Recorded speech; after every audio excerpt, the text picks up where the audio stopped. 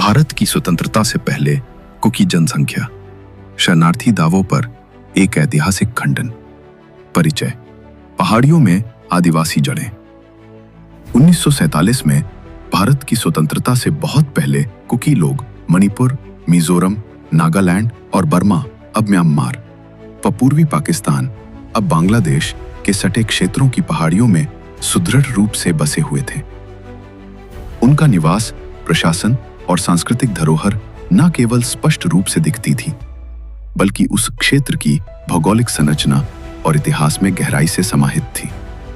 यह दावा कि कुकी लोग स्वतंत्रता के बाद के प्रवासी या शरणार्थी हैं, न केवल ऐतिहासिक रूप से गलत है, बल्कि यह एक ऐसी जनजाति को मिटाने का प्रयास है जो इस भूमि की मूल निवासी रही है। 1. कुकी क्षेत्र। पूर्व औपनिवेशिक और औपनिवेशिक काल की भौगोलिकता। ऐतिहासिक रूप से कुकी हिल्स के नाम से जाने जाने वाला क्षेत्र, जो आज मणिपुर के चुराचांदपुर, कांगपोकपी, चंदेल, तेंगनोपाल और उखरुल व सेनापति जिलों के कुछ हिस्सों में फैला है, ब्रिटिश आगमन से बहुत पहले ही सैकड़ों कुकी गांवों और प्रमुख तंत्रों का घर था। ब्रिटिश उपनिवेशिक रिकॉर्ड और जनजातीय मानचित्रों में लगातार इन क्षेत्रों को कुकी देश कहा गया। British भाषाविद G.A. ग्रियर्सन ने 1904 में अपने भाषाई सर्वेक्षण में इन क्षेत्रों को स्पष्ट रूप से कुकी जनजातीय क्षेत्रों के रूप में वर्णित किया।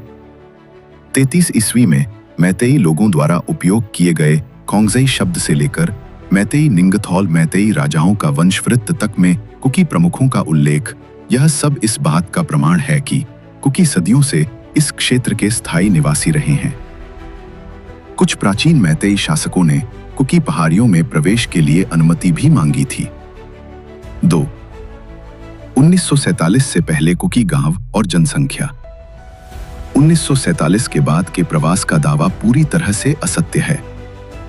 मणिपुर और आसपास के क्षेत्रों में कुकी लोग बहुत पहले से व्यापक रूप में बसे हुए थे।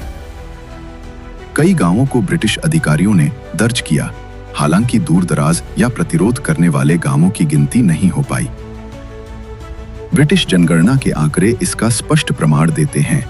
1881 मणिपुर में 25,324 कुकी, 1901 28,000, 1911 44,431। 4. कुकी क्षेत्र में प्रवेश के लिए मैतेई राजाओं की अनुमति। ऐतिहासिक साक्ष्यों के अनुसार मैतेई राजाओं को कुकी क्षेत्र में प्रवेश करने के लिए कुकी प्रमुखों से अनुमति लेनी पड़ती थी। प्राचीन मैतेई लेखों में कुकी लोगों को अधीन नहीं, बल्कि स्वतंत्र पहाड़ी शासकों के रूप में दर्शाया गया है। कुकी मौखिक परंपरा और the history of Kuki hills in Kanglei Manipur में वर्णित है कि 19वीं शताब्दी में राजा गंभीर सिंह ने बर्मी हमलों से निपटने के लिए कुछ कुकी प्रमुखों से सैन्य सहायता और मार्ग की अनुमति मांगी थी। यह उस समय भी कुकी लोगों की क्षेत्रीय शक्ति को दर्शाता है। 5. कच्चा नागाओं द्वारा कुकी प्रमुखों को कर भुगतान। ब्रिटिश शासन से पहले वर्तमान में नागा कहे जाने वाले कई समुदाय, विशेष रूप से कच्चा नागा जैसे झेलियांगरोंग और पुइमेई, कुकी प्रमुखों को कर या श्रद्धांजलि अर्पित करते थे। उपनिवेशिक रिपोर्टों में ऐसे संबंधों का उल्लेख मिलता है, विशेषकर तमेंगलोंग और सेनापति क्षेत्रों में।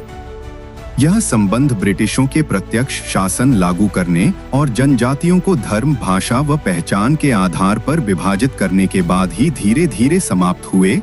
6. ब्रिटिश टकराव और 1917-1919 का कुकी विद्रोह। कुकी लोगों ने ब्रिटिश औपनिवेशिक विस्तार का विरोध किया, जिसकी पराकाष्ठा 1917-1919 के कुकी विद्रोह या एंग्लो कुकी युद्ध में हुई। यह एक संगठित सैन्य संघर्ष था जिसमें कुकी प्रमुखों ने मणिपुर, असम और म्यांमार के क्षेत्रों में ब्रिटिशों के खिलाफ युद्ध किया।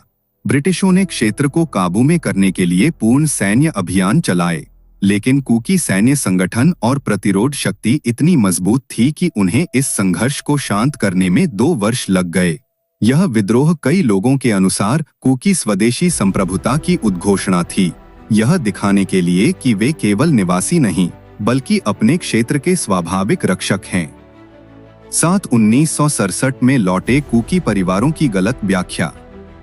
आज कुछ संगठन जैसे फेडरेशन ऑफ हाउमी, फोहेच और indigenous peoples forum Manipur IPFM 1967 में सांसद पाओकाई हाओकिप द्वारा दिए गए बयान को तोड़-मरोड़ कर पेश करते हैं, जिसमें 1500 कुकी परिवारों के बर्मा से लौटने की बात कही गई थी।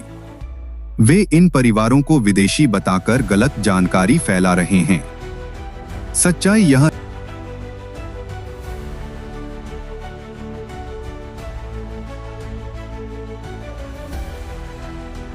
निष्कर्ष।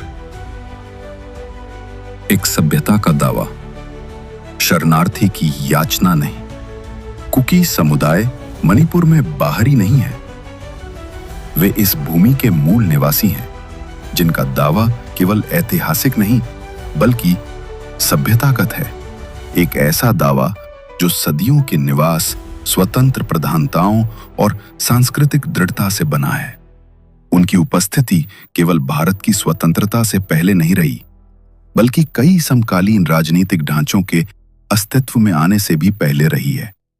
उनकी जड़ें इन पहाड़ियों में गहराई से जुड़ी हुई हैं, जिन्हें उन्होंने पीढ़ी दर पीढ़ी संभाला, सुरक्षित किया और संरक्षित रखा। कुकी लोगों को शरणार्थी, आतंकवादी या अवैध प्रवासी कहना केवल ऐतिहासिक झूठ नहीं है, बल्कि यह एक खतरनाक राजनीतिक चाल है, जिसका उद्देश्य उनके अस्तित्व को अमान्य ठहराना और उन्हें उनकी ही पैतृक भूमि से बेदखल करना है। इस प्रकार के झूठे और दुर्भावनापूर्ण आरोपों को फैलाकर कुछ शक्तियां दो बड़े लक्ष्यों को हासिल करना चाहती हैं। पहला, कुकी समुदाय की संपत्तियों को लूटना और दूसरा, उनकी पारंपरिक जमीनों पर अवैध कब्जा करना।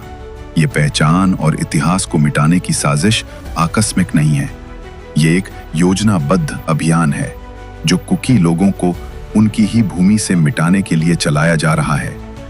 जब उन्हें विदेशी कहा जाता है और तो इसका असली मकसद ये होता है कि उनके खिलाफ हिंसा को जायज ठहराया जा सके, उन्हें संवैधानिक अधिकारों से वंचित किया जा सके और उनकी जमीन, संस्कृति और राजनीतिक प्रतिनिधित्व को हड़प लिया जाए। ये वही रणनीति है जो दुनिया के इतिहास में कई बार इस्तेमाल की गई है, जब किसी समुदाय को पहले बदनाम किया गया और फिर उनकी पहचान और जमीन पर हमला किया गया। लेकिन सच्चाई आज भी अटल खड़ी है, जो औपनिवेशिक अभिलेखों, ब्रिटिश जनगणनाओं, राजकीय इतिहासों, स्थानीय वंशावलियों और सबसे बढ़कर जनजीवन की स्मृतियों में दर्ज है। पूर्व औपनिवेशिक प्रधानताओं से लेकर आज भारत के संविधान के तहत अनुसूचित जनजाति के रूप में मान्यता प्राप्त होने तक कुकी लोग कभी भी बाहरी नहीं थे। वे हमेशा से इस भूमि के अंदरूनी निवासी रहे हैं, निर्माता, रक्षक और उत्तराधिकारी। इस ऐतिहासिक सच्चाई को झुठलाने